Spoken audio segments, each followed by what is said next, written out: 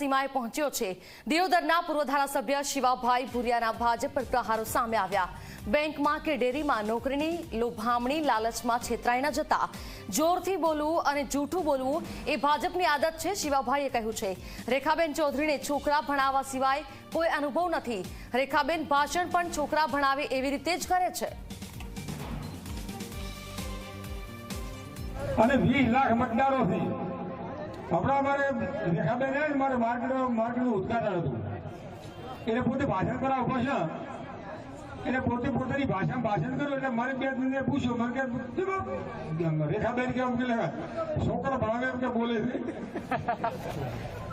એટલે મેં કીધું બેન જગન્ના કોલેજમાં પ્રોફેસર છે અને છોકરા ભણતા છે, એટલે આખી જિંદગી જયારે આખી જિંદગી જે ધંધો કર્યો હોય એની જ ભાવે, કારણ કે અમારે રાજકીય ભાષણ કરતા ભાવે, પણ આપણે તમે ગમે કોઈ શિક્ષકને પકડી લાવો ને તો એની તો ભણાવતો ના આવડે, બીજું કોઈ આવડે કે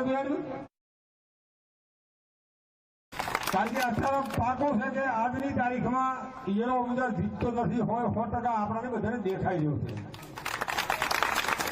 એમ કરતા મેં આવે ને તો ડેરી છે, બેંક છે, સરકારી ખોટી કોક લોકોની જાહેરાતો વાળજી ગમે તે કરશે।